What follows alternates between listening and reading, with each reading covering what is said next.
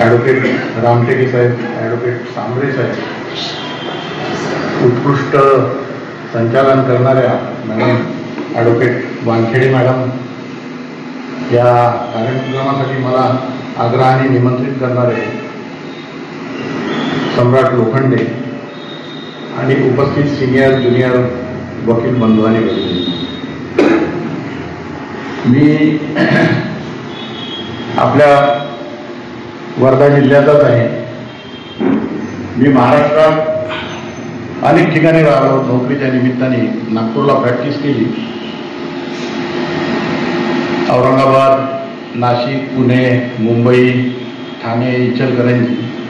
पण एक गोष्ट माझ्या लक्षात आली की तुम्ही कुठेही जा, पण तुमच्या गावाचं नाव मात्र तुमच्या मागून सुटत नाही. कुठले म्हटलं तर तुम्हाला ते सुरुवातीला मी नागपूरला होतो तर वर्धेचा म्हणून सगळ्याला सांगायचो. मग मी औरंगाबादला गेलो. औरंगाबादला गेल्यानंतर मी नागपूरला प्रॅक्टिस केली म्हणून नागपूरचा आहे म्हणून सांगायचो. थोडंफार वाटतं नागपूरचा आहे म्हणून, पण नागपूरचा माणूस भेटल्यावर त्याला सांगणाऱ्याला म्हणायचं की नाही ते वैद्य वर्धेचे आहे, नागपूरचे. म्हणजे तुम्ही कुठेही जा, तुमच्या गावाचं नाव हे तुमच्या सोबत असते. त्यामुळे वर्धेच्या न्यू इंग्लिश हायस्कूलमध्ये मी शिकलो. यशवंतमधून BA केलं आणि नागपूरवरून त्यावेळी युनिव्हर्सिटी लॉ कॉलेजमधून मी LLB केलं आणि LLB करत असताना सोबत राज्यशास्त्रामध्ये MA केलं. इकडे कानगाव, वायगाव जे आहे तिथे चांदकी म्हणून गाव आहे, कानगाववरून 5 किलोमीटर. तिथे माझ्याकडे 50 एकर शेती आहे आणि आईवडील एज्युकेटेड होते, ग्रॅज्युएट होते वडील. अजिंठा विद्यालयाला काही दिवस शिक्षक होते. आई पण त्या काळात 10वी झालेली होती. तर असं वाटत होतं की आपण वकिली करावी वर्धेला आणि आपली शेती आहे. आणि काय झालं की 12वी पार्ट 1 पासूनच मला सामाजिक चळवळीमध्ये आलो. त्यावेळी नामांतराचं आंदोलन चालायचं. आम्ही पुरुषोत्तम आंबेडकरी चळवळीमध्ये काम करतो, तुम्हाला सगळ्यांच्या माहितीसाठी सांगतो. आणि एक रिपब्लिकन स्टुडंट फेडरेशन काढलं आणि त्याचा मी वर्धा जिल्ह्याचा सेक्रेटरी होतो. नामांतराच्या आंदोलनात आम्ही बरेचदा पोलिसांचे दंडे खाल्ले. तसा सामाजिक आशय असल्यामुळे असं वाटत होतं की आपण वकील व्हावं, सामाजिक कामही करावं आणि आपली शेती पण आहे आणि वर्धा आपल्याला जवळ आहे. पण तिथे प्रॅक्टिस केल्यामुळे, तिथे लॉ केल्यामुळे मी काही दिवस तिथला अनुभव घ्यायचा बा म्हणून मी नागपूरला प्रॅक्टिस सुरू केली. नाही, इथून आपण मग वर्धेला जाऊ असा मानस होता. हनुमाननगरमध्ये माझा प्लॉटही होता. एवढा सगळे आपण वर्धेकर आहोत म्हणून घरगुती सांगतोय. पण प्रॅक्टिस करत असताना नागपूरचा एक क्लायंट क्लास वाढत गेला आणि नागपूरची जी सवय लागली. सुरुवातीला मी जनवादमध्ये प्रश्नोत्तरी, माझे काही अनुभव आहे तुमच्यासाठी एक माहिती म्हणून, तुमच्या उपयोगी येतील म्हणून मी सगळं सांगतो. जनवाद म्हणून वृत्तपत्र होतं मुत्तेमवादांचं. त्यामध्ये मी प्रश्नोत्तरी हे लिहायचं. त्याला कोर्टाची पायरी म्हणून त्याला सदरचं नाव दिलं होतं. दर गुरुवारला ते प्रकाशित व्हायचं. नंतर लोकमतला कोर्ट कचेरी नावाचं सदर लिहायचो आणि त्यामध्ये रंगधारा पुरवणी होती त्यावेळी. त्यामध्ये एखाद्या टॉपिकवर आर्टिकल लिहायचो आणि लोकमतचं खप फार आणि त्याचं वाचक पण फार. त्यांनी तिकडे मराठवाडा वगैरे औरंगाबादच्या आवृत्त्या पण सुरू केल्या होत्या. यामुळे काय झालं की इतकी प्रसिद्धी मिळाली मला. आणि मी वयाच्या 21व्या वर्षीच एक राहुल नावाची कादंबरी लिहिली होती. त्यामुळे आपल्या भागामध्ये तर प्रसिद्धी होती, पण या लेखनामुळे खूप क्लायंट क्लास वाढला. लोकांचे फोन, त्यावेळी पत्र यायचे, लोक भेटायला यायचे. आणि अशातच नागपूरला एक क्रिमिनल गँगवॉर चालायची. एक पसेरकर म्हणून ग्रुप होता आणि शमशेरचा एक ग्रुप होता. तर त्यामध्ये तो शमशेर जो होता त्याच्याकडे 35-36 केसेस होत्या डकेतीच्या आणि त्या केसेस माझ्याकडे होत्या शमशेरच्या. तर शमशेरचा वकील म्हणूनही मला ओळखायचं, कारण त्याची जामीन झाली, काही झालं की नाव यायचं पेपरला, लोकमतला या, आणि पेपरवाले पण मित्र, पेपरला मी आर्टिकल लिहित असल्यामुळे तुमची बातमी पण छापून आली पाहिजे तुम्ही केलेल्या कामाची, हे पण तुम्हाला या निमित्तानं सांगावं वाटतं. खरं तर आज कार्यक्रमाबद्दल थोडं बोलायला पाहिजे होतं, पण मी माझा परिचय देण्यामध्येच हे झालं की सरांनी जो हा ABCD of legal practice lecture series for junior advocates या नावावरूनच असं इंडिकेट होते की ज्युनियर वकिलांना काही क्ल्यू देण्यासाठी, माहिती देण्यासाठी तुम्ही ह्या लीगल कल्चरल क्लबच्या वतीनं हा उपक्रम सुरू केलेला आहे. मी हुड सरांचं आणि सगळ्या सिनियर लोकांचं, सर्वांचं, तुम्ही या कार्यकर्त्यांचं मी मनापासून अभिनंदन करतो की तुम्ही अशा रीतीचे उपक्रम करत आहात. निश्चितच सर्वांना त्याचा उपयोग होईल. तर मी परत माझ्या विषयाकडे येतो. शमशेरचे आणि माझ्या प्रॅक्टिस करत असताना फीसाठी कधी मला फी सांगताच येत नव्हती.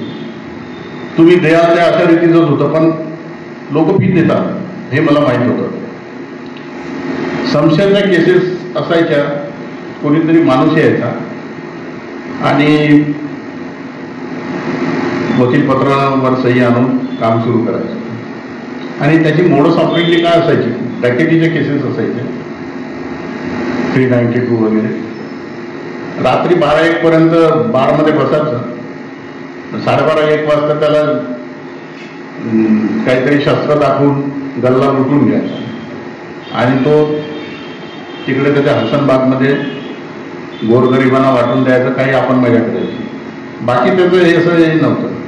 त्यामुळे मग जेव्हा मी 1987ला न्यायाधीश JMFCसाठी पास झालो, त्यावेळी त्याला कळलं की साहेब आता वकील राहणार नाही. तर तो माझ्याकडे आला एक दिवस आणि डॉक्टर डोळ्यांनी म्हणायला लागला कि साहब हमारी विनंती है आपको, आप जस्ट तो बन रहे लेकिन वकालत मत छोड़ो.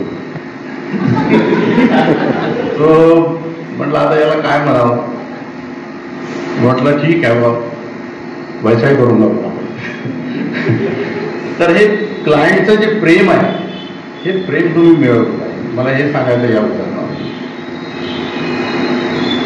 अडीअडचणी असतात क्लायंटच्या सुद्धा, वकिलाच्या असतात, त्याच्या क्लायंटचे असतात. त्यामुळे आपल्याकडे जर भरपूर काम आहे तर आपण त्याला बार्गेनिंग करू शकतो, पण ज्यावेळी आपल्याकडे काम नाही आहे त्यावेळी तुमच्या हातात ब्रीफ दिसली पाहिजे. तुम्ही काहीतरी काम करताय, तुम्हाला पाहणारे खूप लोक असतात कोर्टामध्ये. जेव्हा तुम्ही काहीतरी काम करताना दिसता तेव्हा त्याचा एक इम्पॅक्ट होतो लोकांमध्ये. म्हणून आपण नेहमी जे मिळेल ते काम केलं पाहिजे. ज्युनियर वकिलांनी तरी आता चॉईस नाही आहे, जे आलं सिव्हिल असो क्रिमिनल असो, जे आलं ते काम केलं पाहिजे. तर आपण प्रॅक्टिसकडे जाऊया. माझा अनुभव परत घेतो मी. माझी 95ला पोस्टिंग झाली, त्यावेळी तिकडे पण परिपक्व असलं पाहिजे म्हणून मी काय केलं, आमचे जे परिचयाचे स्टेनो होते नागपुरामध्ये, त्या स्टेनोकडून सगळे वेगवेगळ्या प्रकारचे जजमेंट्स, डिक्लेरेशन सूट आहे, रिकव्हरी सूट आहे, मेंटेनन्सचे आहे, क्रिमिनल सिव्हिल काही जजमेंट्स आहेत IPCचे, याचे जजमेंट्स घेऊन गेलो. बरं, एक अर्धा पोतं तरी घेऊन गेलो. त्या आपल्याला जर तिथे कुठल्याही प्रकारचं जजमेंट आलं तर आपल्याला ते जजमेंटवरून रेफरन्स घेता आले पाहिजे. हा माझा हेतू होता. आणि तिकडे मग माझ्यासोबत BH लोयाचं नाव ऐकलं असेल तुम्ही. लोया पण माझ्यासोबतच जॉईन झाले होते. He was very nice person आणि माझे खूप चांगले मित्र होते. तो लातूरचे होते ते, आणि मी आणि अजून 3-4 जण जॉईन झालो होतो. त्यावेळी 2-2 महिने पगार नाही व्हायचा नवीन जॉईन झालेल्या जजेसचा. आणि लोया श्रीमंत मनुष्य होता, मारवाडी आणि दिलदार. तो आम्हाला पैसे द्यायचा. तर आणि लोयाकडे सगळे यायचं, आणि लोया खूप ऑनेस्ट मनुष्य. आमच्यासोबतच राहायचा. म्हणजे त्याचं प्रकरण गाजत आहे लोया साहेबांचं, म्हणून मला गर्व वाटतो हे सांगताना, मुद्दाम सांगत आहे मी. पण लोह्याचं आमचं असं होतं की लोह्याला सिव्हिल क्रिमिनलचं काही फारसं येत नव्हतं आणि आम्हाला सिव्हिलचं काही येत नव्हतं, फारसं येत नव्हतं. मग आम्ही एकमेकाला एक्सचेंज करायचो. आणि अशा रीतीनं जेव्हा आम्हाला ते केसेस द्यायचे, एका डिस्ट्रिक्ट जजकडे त्यावेळी ट्रेनी जज म्हणून राहावं लागायचं. आता थोडी सिस्टीम बदलली, आता जॉईन झाल्यानंतरच ट्रेनिंग देतात. मग ते केसेस द्यायचे, त्या केसेसवरून आपण त्या केसेस वाचल्यानंतर जजमेंट लिहायचं, जजमेंट काढून घ्यायचे आणि मग त्यावरून ते ॲप्रिसिएशन व्हायचं, ट्रेनर त्याला ग्रेड द्यायचं. आम्ही एवढे वस्ताद होतो की आम्ही ते जजमेंट काढून घेणारा जो आहे क्लर्क, त्याला पटवून आम्ही ते जजमेंटच घेऊन घ्यायचो. तर ह्या अशा गमतीच्या पण माहिती असाव्या अशा बाबी आहेत. काही बेसिक गोष्टी आपल्याला नेहमी माहीत असल्या पाहिजेत. मी मोटर व्हेकल कोर्टाला न्यायाधीश होतो. Motor vehicle JMFC motor vehicle court हे महाराष्ट्रामध्ये 3च ठिकाणी आहे. एक नाशिकला आहे, पुण्याला आहे आणि नागपूरला आहे. त्याला एक्सक्लुझिव्हली मोटर व्हेकलचे केसेस असतात त्या कोर्टात, म्हणजे मोटर ऍक्सिडेंट क्लेम ट्रिब्युनल नाही, मोटर व्हेकल. तर एकदा असा मुद्दा आला की हे जे लेफ्ट साईडने चालवण्याचे जे तरतूद आहे ते कोणत्या कायद्यात आहे. तर मोटर व्हेकल ऍक्ट, रूल सगळे बघितले. मग मला सापडलं हे काय, वकील होते आमचे नेहमी तिकडे प्रॅक्टिस करणारे. मैं बोला आपको कल एक गिफ्ट देंगे, बोला जो बताएगा उनको. माझं फार खेळी वेळेचं वातावरण असायचं. 7 दिवसाची वेळ कोणाला काही सापडेच ना.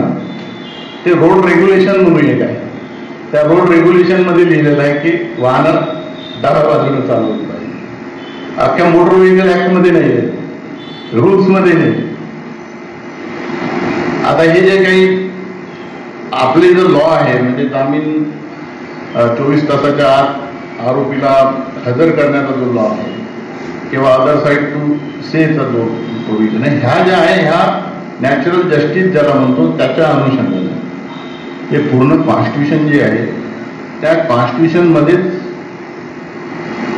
ज्या आर्टिकल 20 प्रमाणे कुठल्याही माणसावर खटला चालवल्याशिवाय, त्याला संधी दिल्याशिवाय त्याला शिक्षा करता कामा नये, याच बेसिक तत्वावर आपण प्रत्येक गोष्टीच्या वेळी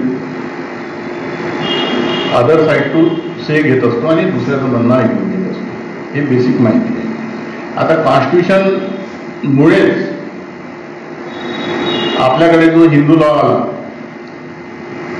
स्त्री पुरुष समानता दिली, आर्टिकल 21 आलं, 14 आलं. मग हे स्त्री पुरुष समानता दिली, पण हे देऊनही जर कुचंबना होत असेल स्त्रियांची, मग त्यासाठी उपाय काय? म्हणून मग 498 टाकावं लागलं. म्हणून मग डोमेस्टिक व्हायलन्स ऍक्ट आला. ह्या बेसिक ज्या तरतुदी आहेत आपल्या, त्या तरतुदीचं पालन करण्यासाठी आर्टिकल 17 नुसार आपण अनटचॅबिलिटी रिमूव्ह केली.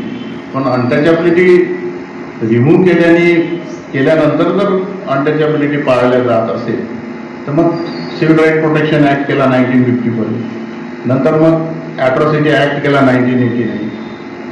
तर ह्या सगळे जे ऍक्ट आहेत आपले, किंवा 313चं जे स्टेटमेंट घेतलं जातं, हे 313चं स्टेटमेंट काय, हे नॅचरल जस्टिस आहे. त्याला माहीत असावं की तुमच्या विरुद्ध कोणी काय म्हटलेलं आहे, त्यासंबंधी त्याला काय म्हणायचं. तर आपला हा जो लॉ आहे हा मॅक्झिमम नॅचरल जस्टिसवर अवलंबिलेला आहे आणि तो त्याचं बेसिक जे आहे ते कॉन्स्टिट्यूशन. प्रॅक्टिसमध्ये मी एक उदाहरण सांगेन. वैजापूरला होतो औरंगाबाद जिल्ह्यामध्ये एक सिनियर मुस्लिम ॲडव्होकेट आपल्या जावयाला घेऊन आले माझ्याकडे. ते वकील नुकतेच. बोले साहेब आप इनको ट्रेन करो. त्याच्याकडे बघितलं तर पांढरे बुटं, कोट कसा तरी, दाढी वाढलेली. मी त्याला पहिला धडा दिला की कोर्टामध्ये ॲपियर होताना तुमचा पोशाख हा नीट असला पाहिजे, काळा कोटच असला पाहिजे, सगळं एकदम वकिलासारखं राहायचं, कसं तरी गलिच्छ राहायचं नाही. हा पहिला धडा मी त्याला. आता चांगला ॲडव्होकेट आहे पठाणमध्ये, नेहमी नाव. त्यानंतर आपण आपली इंग्रजी किती मराठीचं कोर्टामध्ये मराठीमध्ये प्रॅक्टिस करणं सुरू केलेलं असेल तरी आजही इंग्रजीचं महत्त्व आणि इंग्रजीमध्ये जो वकील आर्ग्युमेंट करतो, न्याय बोलतो, त्याचा इम्पॅक्ट हा जजेसवरही पडतो आणि क्लायंटवरही पडतो. कारण क्लायंट क्लास त्याचाच क्लायंट नाही, आपलाच क्लायंट नाही वकिलाचा, तर इतरही क्लायंट तिथं प्रिमायसेसमध्ये बघत असतात. त्यामुळे तुमची इंग्रजी हे चांगली असली पाहिजे. प्रॅक्टिस करताना जे आपण ड्राफ्टिंग करतो त्या ड्राफ्टिंगसाठी मी सांगितलं मी कशा केसेस घेऊन गेलेलो, तसंच तुम्ही सुद्धा सिनियर लोकांच्या सूट WS याचे तुमच्याकडे कॉपीज असल्या पाहिजे. म्हणजे त्यावरून अभ्यास करून त्याचा क्ल्यू मिळतो.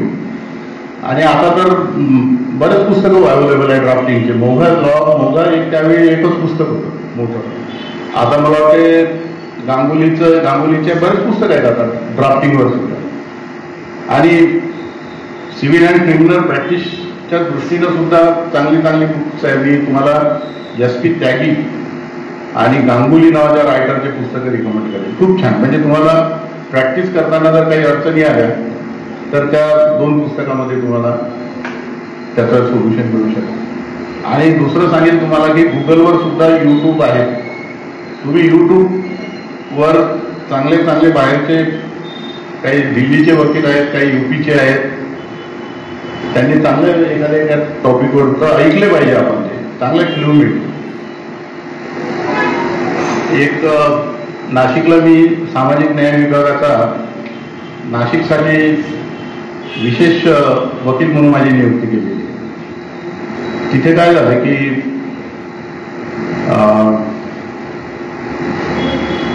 जे सामाजिक न्याय विभागाची जमीन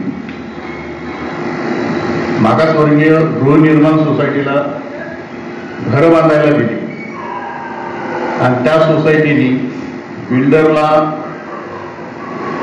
विकसित करायला दिली. त्याच्या बदल्यात पैसे घेतले सिक्युरिटी डिपॉझिट म्हणून. नंतर त्यांच्या ट्रान्झॅक्शनमध्ये काही भानगडी झाल्या. बिल्डरनी पैसे परत मागितले, यांनी पैसे दिले नाही आणि मग त्यांनी सूट दाखल केला. बिल्डरनी सूट दाखल केल्यानंतर या सोसायटीच्या चेअरमननी लोक न्यायालयामध्ये कॉम्प्रोमाइज करून दिली.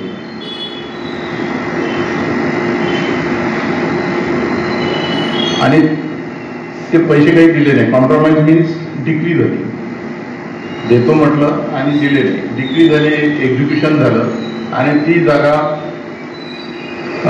ऑप्शन सेल झाल्यामुळे मग बिल्डरनी घेतली.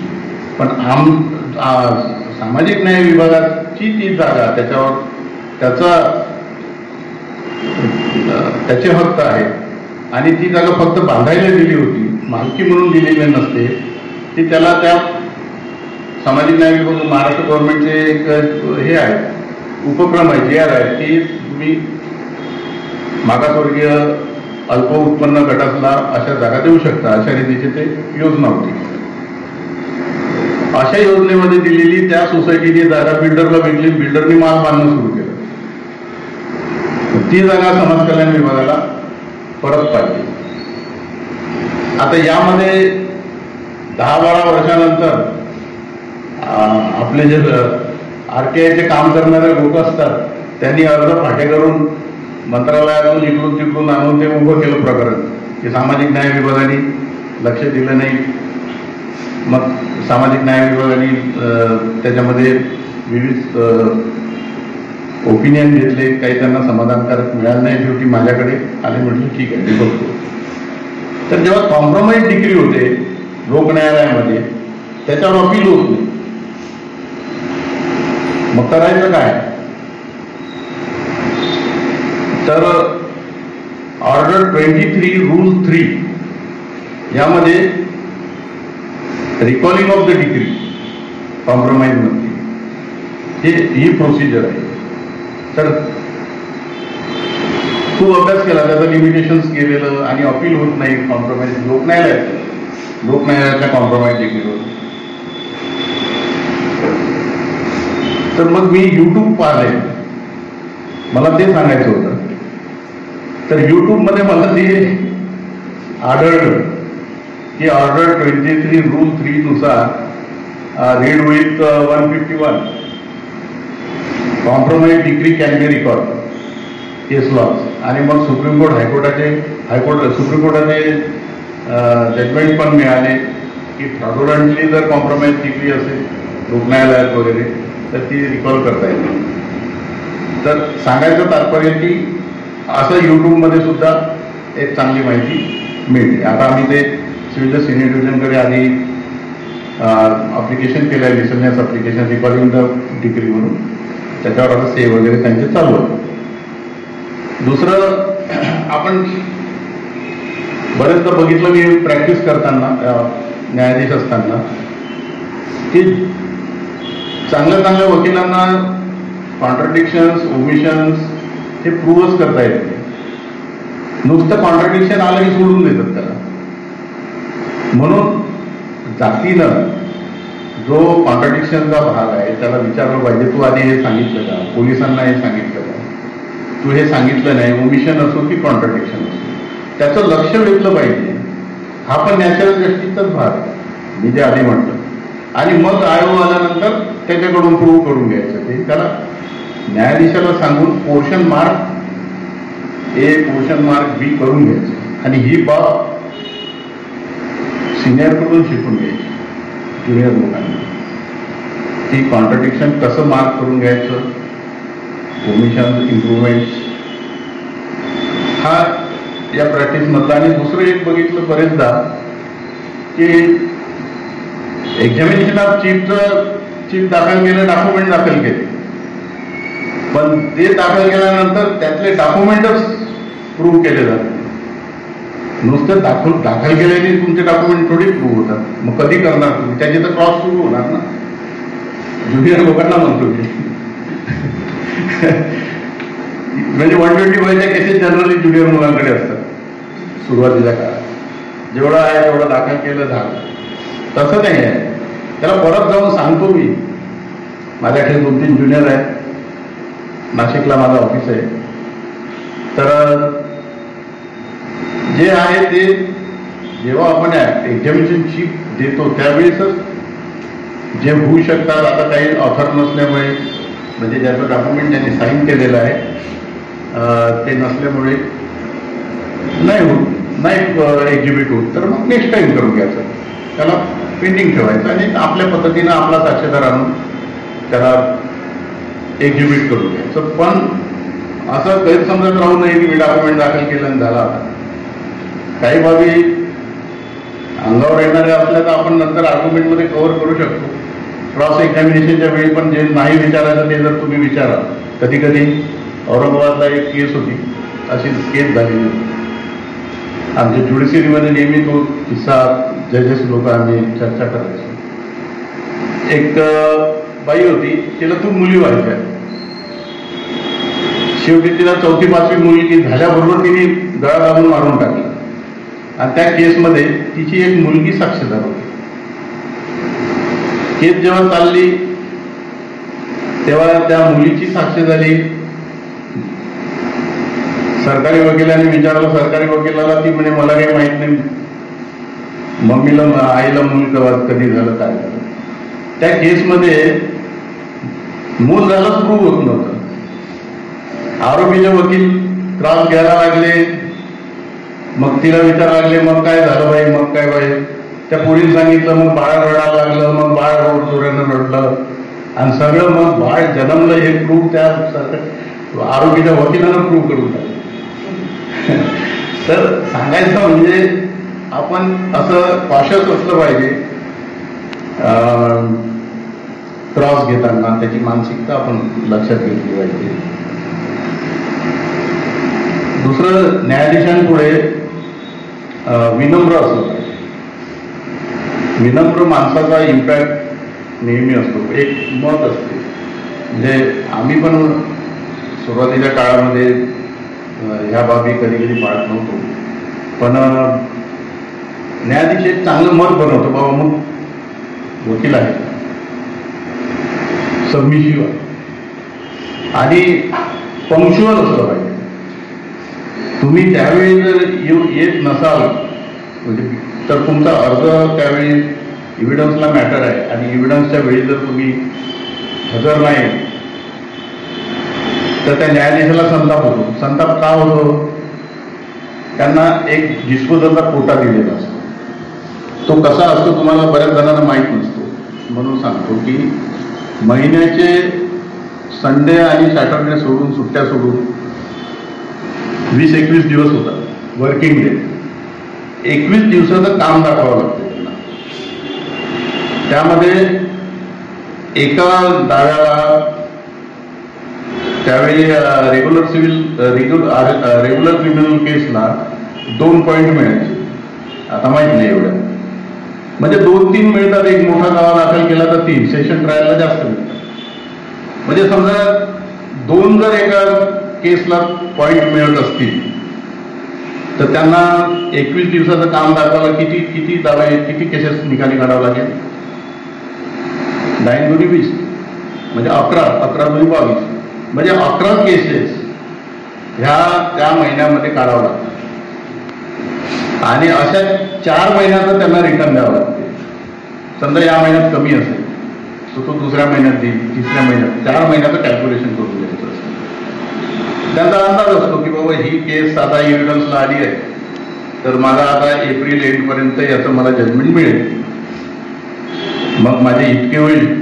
ते गणित न्यायाधीश लोक, तुम्हाला माहित नाही, न्यायाधीश लोक आपला गणित करत राहतात, किती झाले आणि त्यामध्ये हे केलेलं आहे, कॅटेगरीज केल्या. ॲडव्होकेट म्हणजे 100% झालं तर ॲडव्होकेट, 120% झालं तर 150% झालं तर सॅटिस्फॅक्टरी आणि डबल झालं तर नोटवर्दी. मग तो प्रत्येक जण तसा प्रयत्न करतो. आणि समजा इन ॲडव्होकेट नेहमी राहिला 2-3 वेळा 100%, तर त्याला नोटीस येते. मग त्यांना विचारणं होते की your disposal is poor, Y. तर अशा यासाठी ते न्यायाधीश लोक आपल्याला जजमेंट मिळवण्याच्या यामध्ये असतात आणि त्यांचं अपेक्षा असते की बाबा या महिन्यात मला हे जजमेंट मिळेल. आणि तुम्ही नेमका तिथे ॲडजर्नमेंटचा अर्ज देऊन ठेवता, साक्षीदार विटनेस बॉक्समध्ये असतो आणि मग तो जरा चिडचिड होतो. तर ही बाब आपण लक्षात ठेवली पाहिजे. साधारणतः मंथ एंडला आपण त्यांना डिस्पोजलसाठी कोऑपरेट केलं पाहिजे. आणि समजा तुम्हाला आपल्या केसचा लवकर निकाल लागावा असं जर वाटत असेल तर त्या हिशोबाने पण केस लावायची त्या दरम्यान, म्हणजे ती पण लवकर निघाली. मी पाहिलं, नाशिकला होतो किंवा मी मुंबईला होतो, विशेष स्मॉल बाजेस कोर्टला प्रेसिडेन्सी स्मॉल बाज कोर्ट ॲक्टच्या अनुसार आहे. तर सिनियर लोक जे आहे ना ते अगदी 11 वाजता ज्युनियर लोकांकडून अर्ज पाठवून द्यायचे आणि मेन्शन करायचे की sir my senior is busy in affiliate court. आणि त्यामुळे न्यायाधीशाला दुसरी केस घ्यायला मोकळी होते ना, तो समजून घेतात की बाबा ठीक आहे किती असू दे. म्हणून आपण नेहमी न्यायाधीशाला सांगितलं, शेवटी माणूसच आहे ना न्यायाधीश. कोर्टामध्ये परत दुसऱ्या वकिलांशी जे बोलायचं, न्यायाधीशाला ॲड्रेस करायचं ते लिगलच ॲड्रेस केलं पाहिजे. काही लोकांना खूप वाद घालायची सवय असते आणि मग त्यामध्ये तुमचं महत्व जे किंवा इम्प्रेशन आहे, जे प्रतिमा जी आहे ती खराब होऊन मलिन होते प्रतिमा वकिलांची पण, आणि पूर्ण बारमध्ये चर्चा होते. ऐसा हो गया ऐसा हो गया. त्यामुळे आपलं वागणं कोर्टात असो की बाहेर असो एकदम जेंटल असलं पाहिजे. नोबल प्रोफेशन जे म्हणतो ना आपण तसंच असलं पाहिजे. राजे महाराजांचं प्रोफेशन आहे. ग्रेट लोक बाबासाहेब आंबेडकरांसारखे, बॅरिस्टर नेहरूंसारखे जे मोठे मोठे लोक, महात्मा गांधींसारखे या प्रोफेशनमध्ये होते याची आपण जाणीव ठेवली पाहिजे. काही लिमिटेशन ऍक्ट, काही ऍक्ट जे आहेत ते आपण नेहमी पक्के करून ठेवले पाहिजे. लिमिटेशन ऍक्ट आहे आपला, सिव्हिल मॅन्युअल आणि क्रिमिनल मॅन्युअल सुद्धा फार महत्वाचं आहे. जे IPC CPC याच्यानुसार ज्या तरतुदी आहेत ऍक्ट आणि रूल्स त्या न्यायालयामध्ये कशा अप्लाय करतात याची माहिती त्या रूल्समध्ये आहे. म्हणून बऱ्याचशा लोकांकडे मॅन्युअल नसतात, सिव्हिल आणि क्रिमिनल मॅन्युअल नसतात. ते असले पाहिजे आपल्याकडे. आणि IPC CRPC एव्हिडन्स ऍक्ट असलाच पाहिजे याच्याबद्दल काही. आणि त्यावरच्या कॉमेंट्रीज तुम्ही रोज एक जजमेंट, रिपोर्टेड जजमेंट वाचल्याशिवाय झोपायचं नाही ठरवून टाकायचं ज्युनियर लोकांनी. त्यामध्ये लॉ कसा त्यांनी डेव्हलप झाला, आता रिसेंट लॉ काय आहे, बेलवर काय,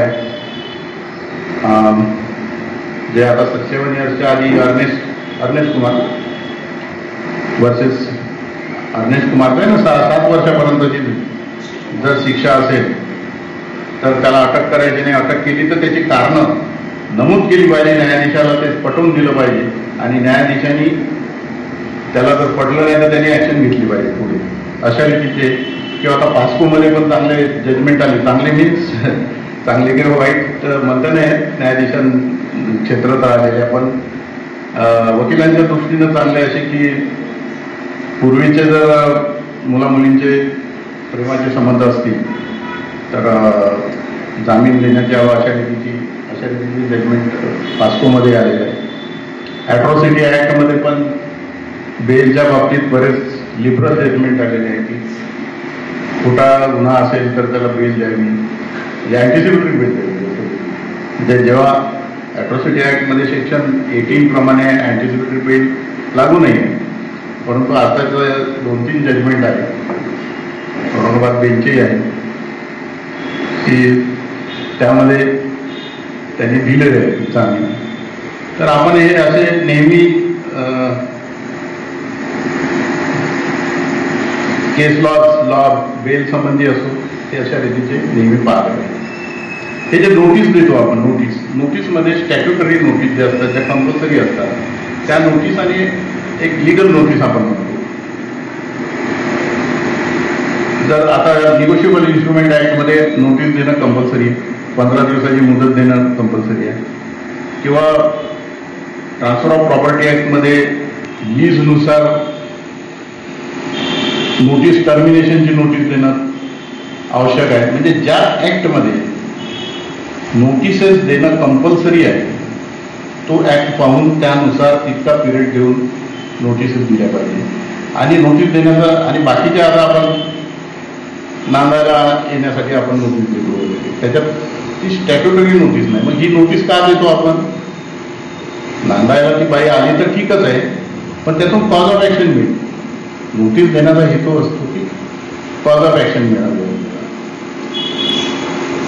बरेचदा मॅट्रिमोनियल केसेसमध्ये बघितलं की हजबंड साईडची साईड येते, साहेब आपल्याला 3 नोटीस द्यायच्या आणि मग सोडचिठ्ठी करून टाकायचं.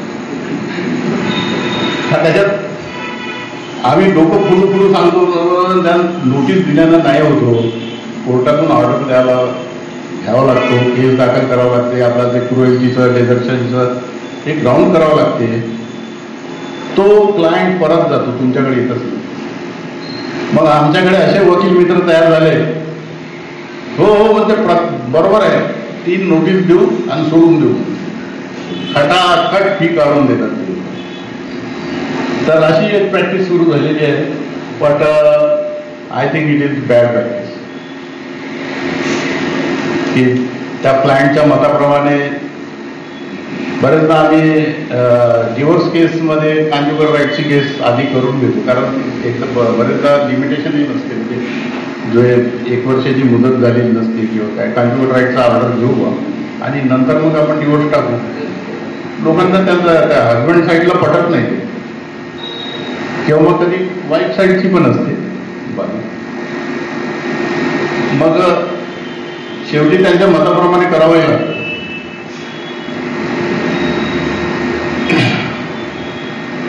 आणि पंक्च्युअलिटीमध्ये अजून एक सांगेल तुम्हाला की क्लायंट आल्यानंतर उद्या या परवा या हे चालत नाही. साध्या साध्या नोटीस जर असतील ना निगोशिएबल इन्स्ट्रुमेंट ऍक्टच्या, त्या हजबंड वाईफच्या मॅट्रिमोनियल केसेसमध्ये तिकडं सांगत नाही तर तुमची अर्धी नोटीस तयार झाली पाहिजे. मी तर असा म्हणेन तुम्हाला, माझी होते, मी फार प्रॅक्टिस करत नाही पण माझी होते माझ्याकडे. आणि बरेचदा आम्ही बघितलं त्याचे कागद घेणार, मग उद्या ये परवा ये, 5-7 दिवसात तो पडून जातो. म्हणून आता तसं नाही राहत. तुमचा कॅम्प्युटर असेल, कॅम्प्युटर फटाफट चालू करून दे, पैसे देते तो, झालं म्हणा, फीस देतो, क्लायंट देतो.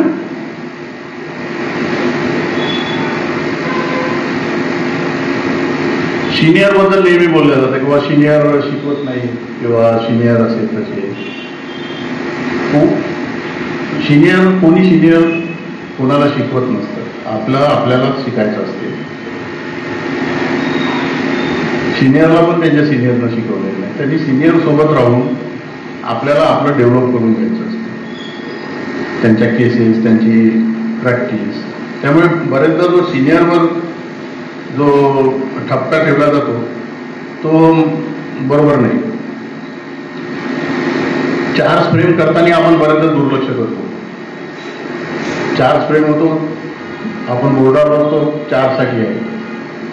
सेशन कोर्टामध्ये तर बरेचदा ते सरकारी वकील चार्ज तयार करून देतात. चार्ज फ्रेम करत्यांना सुद्धा आपण हजर राहायला पाहिजे आणि नेमका कोणता चार्ज होतो तो सांगितला पाहिजे. जो चार्ज होत नसेल तो दारून टाकायला सांगून आपण तसं आर्ग्युमेंट केलं पाहिजे. साहेबाला सांगायचं मला काही सांगायचं आहे, चार्ज फ्रेम करण्यापूर्वी मला काही सांगायचं आहे. आपल्याकडे अशी प्रॅक्टिस झालेली आहे, चार्जला केस आहे, साहेब चार्ज फ्रेम करून टाकतात, चार्ज फ्रेम झाला, एव्हिडन्स सुरू. पण चार्ज फ्रेमच्या स्टेजवर सुद्धा आपण तिथं हजर राहतो आणि सांगितलं पाहिजे. आणि न्यायाधीशाला सांगितलं की आम्हाला सांगितल्याशिवाय नका करू, आम्हाला काही सांगायचं आहे, तर ते करतात. स्पेसिफिक रिलीफ ऍक्ट आणि लिमिटेशन ऍक्ट हे 2 कायदे पक्के असले पाहिजे. याच्या संबंधी माझ्याकडे एक जे केस होती त्याची माहिती या निमित्तानं सांगतो की सॉरी मी थोडं पाणी घेऊ.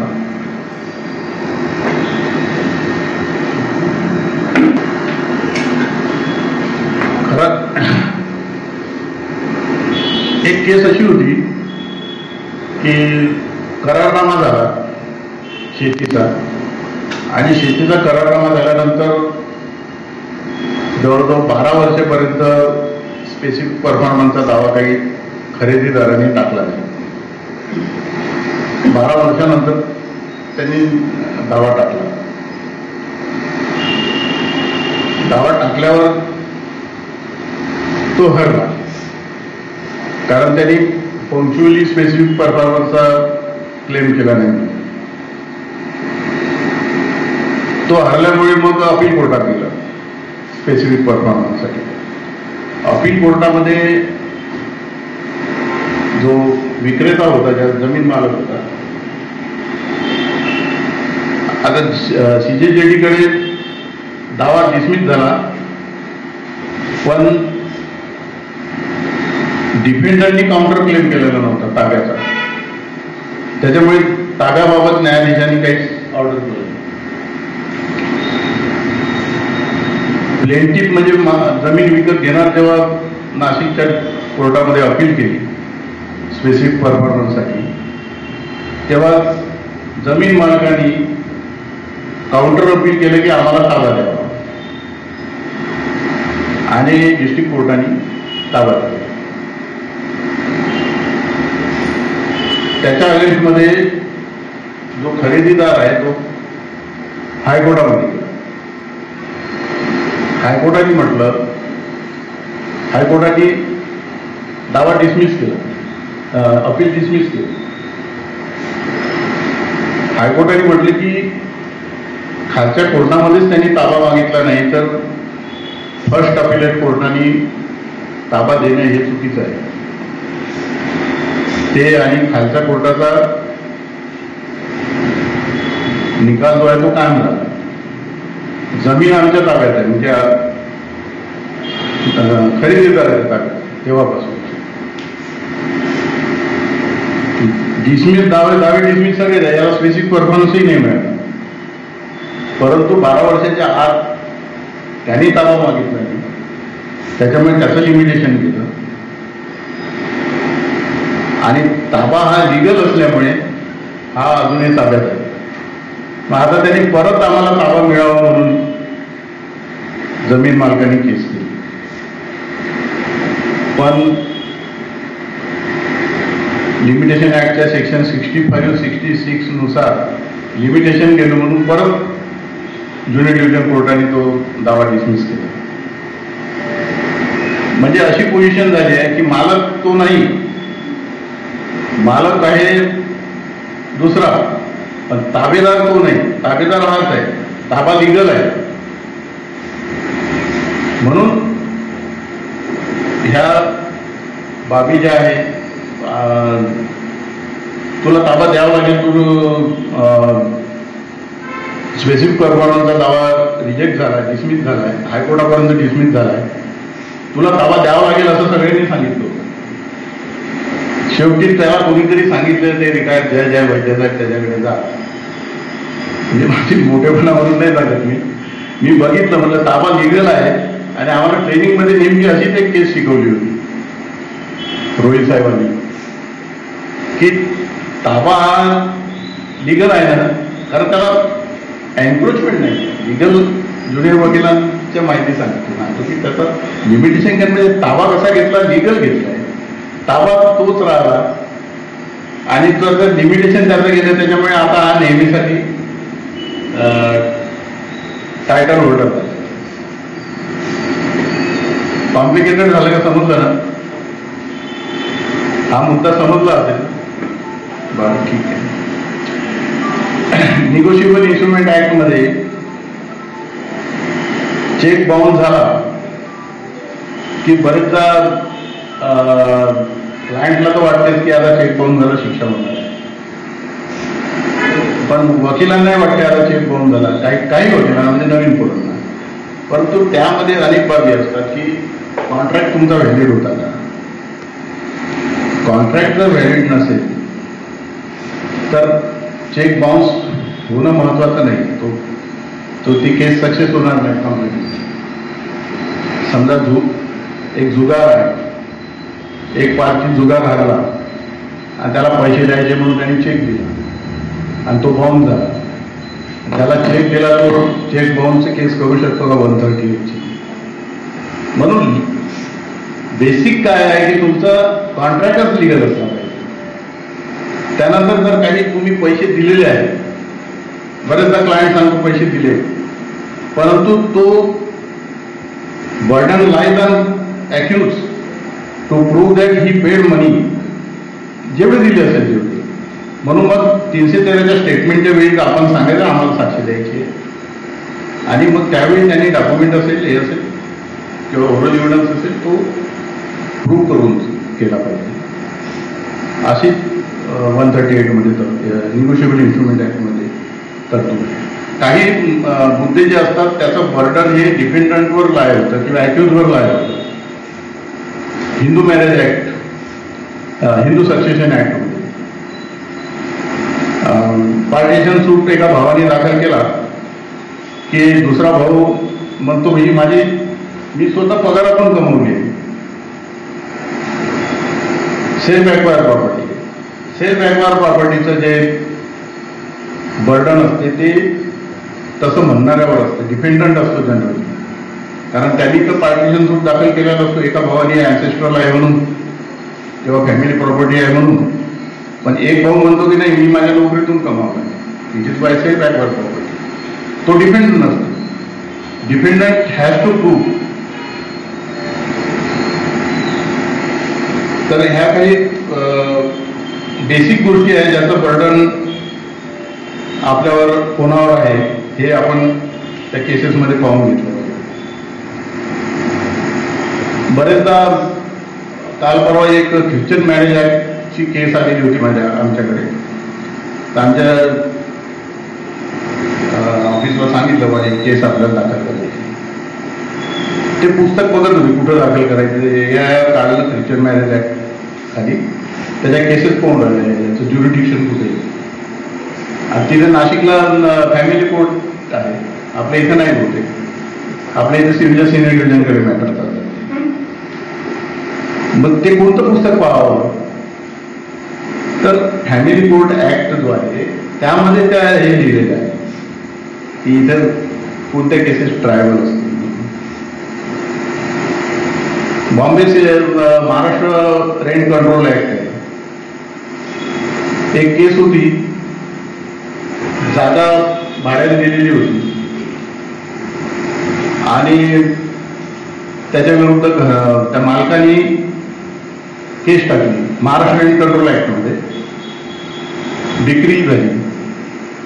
डिक्री झाल्यावर अपिलासाठी माझ्याकडे आले. मी बघितलं की महाराष्ट्र रेंट कंट्रोल ऍक्टमध्ये जागेच्या भाड्याची केस अप्लिकेबल नाही, फक्त स्ट्रक्चरसाठी अप्लिकेबल. हायकोर्टात ती डिसमिस झाली, म्हणजे अपील अलाव झालं एका मिनिटात. तर हे सुद्धा आपण बारकाईनं पाहायला पाहिजे की कुठल्या केसेस कुठल्या प्रोव्हिजन्स अप्लिकेबल आहेत आणि कुठल्या अप्लिकेबल नाही. हिंदू मॅरेज ऍक्टमध्ये ॲन्सेस्टर प्रॉपर्टीच्या बाबतीत ते जजमेंट आलेलं आहे की त्याच्यामध्ये 2-3दा जजमेंट झाले की मॅरेज पार्टिशन झालेलं असेल, मॅरेज झालेलं असेल तर मिळणार नाही वगैरे. पण आता महिलांचा त्याच्यामध्ये पूर्ण राईट्स त्यांनी दिलेला आहे. आता थोडं आपण ज्युडिशियरीकडे जाणाऱ्या लोकांच्या संदर्भात बोलूया की न्यायव्यवस्थेमध्ये आता चांगले पगार आहेत. पूर्वीपेक्षा 1.80 पगार वाढवले. आमचे पेन्शन पण वाढवले. न्यायव्यवस्था असं एक क्षेत्र आहे की ज्यामध्ये रिटायर लोकांना सुद्धा मेडिकल अलाउन्स आणि पिऊन अलाउन्स मिळतो.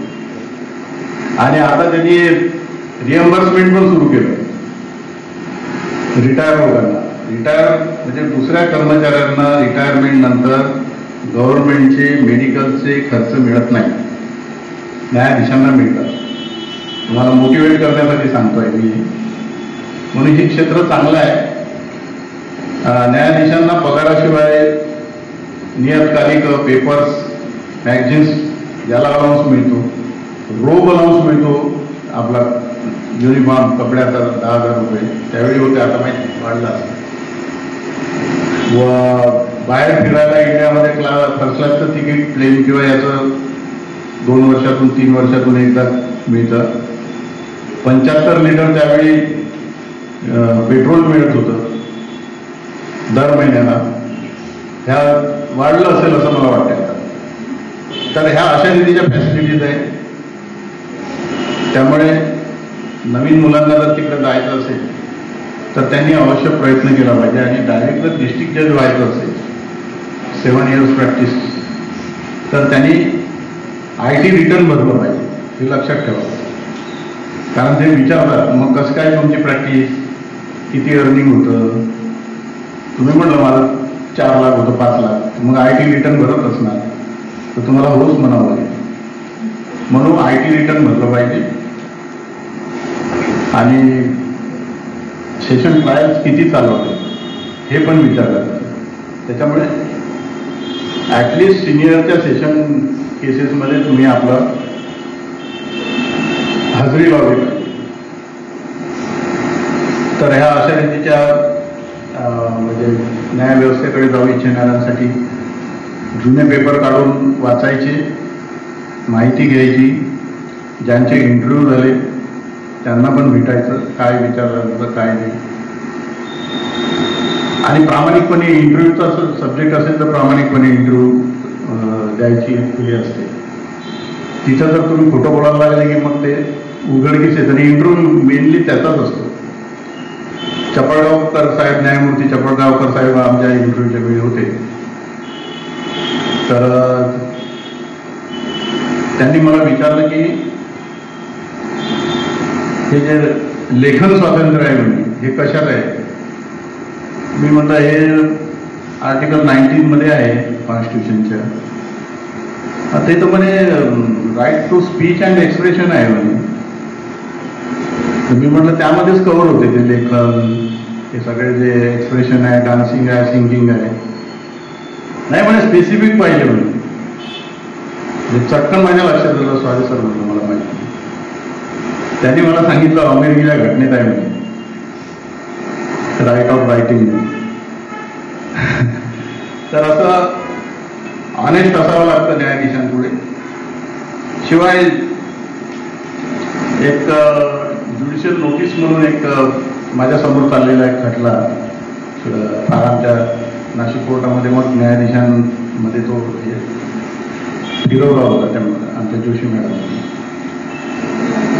एक सुरगाणा म्हणून भाग आहे आदिवासीचा, तिथे आदिवासी महिला राहत होती आणि एक शेत अंतरावर त्यांचा ओढा होता. ती ओढ्यावर गेली असताना एक गावातला व्यक्ती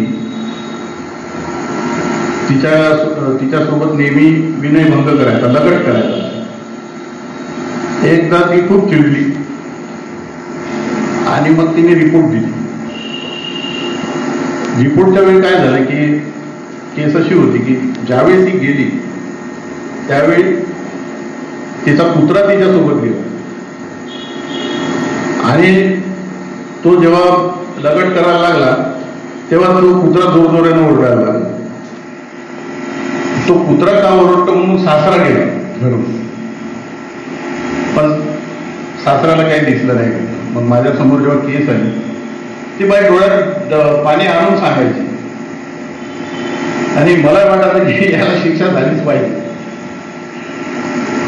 पण पुरावा काहीच नाही. तुम्ही एक सेक्शन 57 ज्युडिशियल नोटीस याचा आधार घेतला. डोमेस्टिक ॲनिमल्सच्या एका पुस्तकामध्ये मी वाचलं होतं की काही पाळीव प्राणी असे असतात जे मालकावर काही हमला होत असेल तर ते भुंकतात, आणि मी त्याचा आधार घेतला. आणि ज्युडिशियल नोटीस माहीत असेल तुम्हाला, ज्युडिशियल नोटीस न्यायाधीशांनी कशी घ्यायची असते, म्हणजे ज्या युनिव्हर्सल घटना आहेत त्याची आता सूर्य निघतो त्याचा काय पुरावा देणार आहे, ती ज्युडिशियल नोटीस फोडली. मग त्याने लिहिलं की काही डोमेस्टिक ॲनिमल्स हे मालकावर जर काही हमला होत असेल तर ते भुंकतात आणि त्याला 3 महिन्याची शिक्षा दिली. मी तोच एक पुरावा ग्राह्य धरून तिथं सकाळ म्हणून जे वृत्तपत्र आहे ते त्यांनी हेडलाईनमध्ये दिलं होतं, कुत्र्याच्या भुंकण्यावर विश्वास ठेवून न्यायाधीशांनी शिक्षा दिली, असं त्यांनी हेडलाईन केली होती, बातमी केली होती. मग आमच्या जोशी मॅडम होते, त्यांनी ते जजमेंट मागून बऱ्याच लोकांना सांगितलं की वैद्य साहेबांचं ते जजमेंट वाचावं. तर परत एक सांगायचं तुम्हाला की डॉक्टर बाबासाहेब आंबेडकरांनी जी प्रॅक्टिस केली त्यांचे जे जजमेंट्स आहेत, आर्ग्युमेंट आहेत, त्या केसेस वाचल्या पाहिजे. Writing doctor Babasaheb Ambedkar writing and speeches हे महाराष्ट्र गव्हर्नमेंटने प्रकाशित केलेलं आहे. त्याचा 12वा व्हॅल्यूम आहे. 12व्या व्हॅल्यूममध्ये त्यांच्या नोट्स आहे. महाडला जे 14 पाण्याच्या सत्याग्रहाची केस झाली, तुम्हाला माहीत नसेल तर मी परत सांगतो बॅकग्राऊंड त्याचं, काही लोकांना माहीत असेल काहींना नसेल. की पूर्वी अस्पृश्य समाज जो होता, जो आता विशेषतः अनुसूचित जातीमध्ये येतो, त्यांना पाण्याला सार्वजनिक स्थळी पाण्याला हात लावायला, मंदिरात जायला मनाई होती आणि कुठला कायदा नव्हता त्यावेळी या संबंधी. तर 1927ला 20 मार्च 1927ला डॉक्टर बाबासाहेब आंबेडकरांनी महाड येथे चौदार तळ्याचा सत्याग्रह केला. म्हणजे आम्हाला तिथे पाणी पिऊ द्या. आणि मग मोठं आंदोलन झालं, चळवळ. पण तिथे जे मी सवर्ण शब्द वापरे, स्पृश्य म्हणतात, की जे अस्पृश्य नाही ते स्पृश्य, असं सवर्ण समाजाने काय केलं की यांच्या विरुद्ध एक न्यायालयामध्ये मनाई हुकुमाचा दावा केला की यांना पाण्याला स्पर्श करू देऊ नका. त्याच्यामुळे पाणी खराब होईल, ते आम्हाला शुद्ध करावं लागेल आणि शुद्ध करण्याच्या पिरियडमध्ये आम्हाला पाणी मिळणार नाही. अस्पृश्य लोक थांबून गेले तितके दिवस त्यांनी मनाई हुकूम दिल्यानंतर. मग बाबासाहेबांनी आंबेडकरांनी तिथे लीगल स्टेटमेंट दाखल केलं महाड कोर्टामध्ये आणि एक्झिबिट 5ला उत्तरच दिलं नाही, रिप्लाय दाखल केला आणि आर्ग्यू केलं. इंटेरिम दिलेला होता. त्यांनी सांगितलं की हे स्पर्श, पाण्याला स्पर्श करणं, त्यांचं म्हणणं आहे की आम्हाला अस्पृश्यांनी स्पर्श केलेलं पाणी आम्हाला चालत नाही, ही परंपरा आहे. परंतु ही परंपरा ही कुठल्याही न्याय तत्वामध्ये बसत नाही, अशा रीतीचा आर्ग्युमेंट केला आणि तो दावा रिजेक्ट झाला. दावा नाही, ते इंजेक्शन. नंतर त्यांनी एक त्यावेळी हिंदू लॉ नव्हता. मग एखाद्या मुद्द्यावर जर काही भाष्य करायचं आहे, घटस्फोट आहे, लग्नाचे आहे, तर एक पंडित बोलवावं लागतं. पाले शास्त्री म्हणून एक पंडित होते, विद्वान, वेदाचा अभ्यास केलेले. त्यांना त्यांची साक्ष दिली आंबेडकरांच्या वतीनं. त्यांनी सांगितलं की आमच्या शास्त्रामध्ये पाण्याला स्पर्श करू नये अस्पृश्यांनी असं काही लिहिलेलं नाही. नंतर विदा सावरकरांचे भाऊ नारायण दामोदर सावरकर, शंकराचार्य आणि बी.जी. खेर जे मुख्यमंत्री होते, यांच्या साक्षी झाल्या. यांच्या साक्षीमध्ये त्यांनी साक्ष दिल्या किंवा आमच्या शास्त्रामध्ये अस्पृश्यांनी पाण्याला स्पर्श करू नये अशा रीतीचं कुठं लिहिलेलं नाही. मग मुद्दा आला की ही मालकी कोणाची आहे, तर ती नगरपालिकेची मालकी होती. त्याचे डॉक्युमेंट नव्हते मिळत. तर त्यांनी त्यावेळेचे जे दगड होते तर दगडावर लिहिले होतं नगरपालिकेचं नाव. त्यावरून ते सिद्ध झालं की नगरपालिकेचं आहे. नंतर तो दावा डिसमिस झाला. हायकोर्टापर्यंत केस गेली. हायकोर्टामध्ये पण ती केस रद्द झाली. तर ह्या खटल्याचं फार इंटरेस्टिंग लिटरेचर म्हणजे जजमेंट आणि इव्हिडन्स हा आहे. तो आमचे एक मित्र आहे डॉक्टर यशवंत चावरे, रिटायर्ड जज. त्यांनी महाडचा सत्याग्रह म्हणून एक पुस्तक लिहिलं आणि त्यामध्ये पूर्ण ट्रायल लिहिली आहे. तर माझी तुम्हाला सूचना राहील की तुम्ही ते डॉक्टर यशवंत चावरेचं पुस्तक अवश्य वाचा. त्यामध्ये आंबेडकरांनी केलेलं ड्राफ्टिंग, त्यांचं आर्ग्युमेंट आणि हे सर्व त्यामध्ये आहे. आणि मग जेव्हा आजच्या या कार्यक्रमाचा माझ्या भाषणाचा शेवट करत असताना सांगेल की बाबासाहेबांनी जो आपल्या जीवनामध्ये जातीयतेचे जे चटके भोगले आणि या इतिहासाचा जो आपल्या देशाचा जो विषमतेचा पराजयाचा इतिहास होता त्याचे अनुभव. एक बाबर जेव्हा भारतामध्ये आला तेव्हा राणा संघ नावाचा हिंदू राजा होता. दोघांचं युद्ध सुरू होतं आणि युद्धाच्या नियमाप्रमाणे रात्रीच्या वेळी दोन बाजूला दोन पहाडावर सैनिक थांबायचे. एका पहाडावर राणा संघाचं सैनिक थांबलेलं होतं, दुसऱ्या पहाडावर बाबराचं होतं.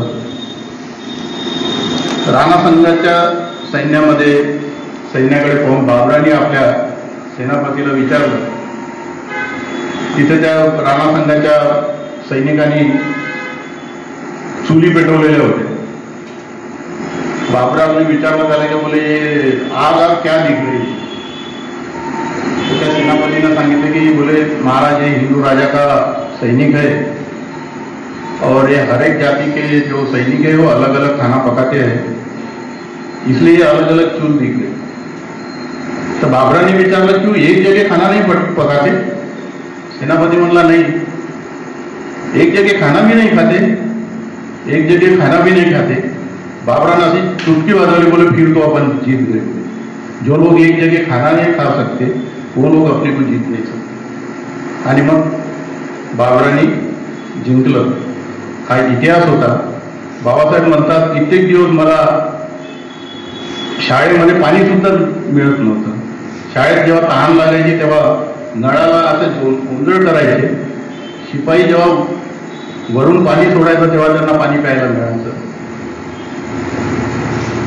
आणि ज्यावेळी शिपाई येत नव्हता त्या दिवशी 15-15 दिवस पाणी प्यायला मिळत नव्हतं. तुमच्या माहितीसाठी सांगतो की अस्पृश्यांना न्यायालयामध्ये न्याय मागण्याची सुद्धा अधिकार नव्हता. अस्पृश्य जेव्हा न्यायालयात काही काम असेल तेव्हा त्यांनी न्यायालयाच्या बाहेर थांबायचं आणि त्याच्या वकिलांनी त्याला बाहेर जाऊन विचारायचं आणि तिथून येऊन न्यायाधीशाला सांगायचं. अस्पृश्यांना न्यायालयात जाण्याचा सुद्धा अधिकार नव्हता. 1903ला मुंबई उच्च न्यायालयाने सर्क्युलर काढलं 1903ला की अस्पृश्यांना न्यायालयामध्ये जाऊन न्याय मागण्याचा अधिकार राहील. तेव्हापासून अस्पृश्यांना एंट्री आहे. हा सगळा इतिहास होता. म्हणून बाबासाहेबांनी संविधान सभेमध्ये सर्वात आधी आर्टिकल 17 नुसार अस्पृश्यता नष्ट केली. आर्टिकल 21, 40 सगळे आणून समानता आणली, स्त्री पुरुष समानता आणली. 1927ला जी त्यांना महाडच्या सत्याग्रहासाठी जातीयतेची झळ पोहोचली होती ती 1950ला त्यांनी कायद्याने संपवून टाकली. अशीच सामाजिक भान ठेवून आपण सर्वांनी वकिली करायची, एक प्रोफेशन म्हणून आणि एक सामाजिक जाणीव म्हणून. माझ्या सर्वांना शुभेच्छा आहेत. भूक साहेबांचं मी परत एकदा अभिनंदन करेन. मी इथेच थांबतो आणि मी निरोप देतो. सर्वांना माझा नमस्कार.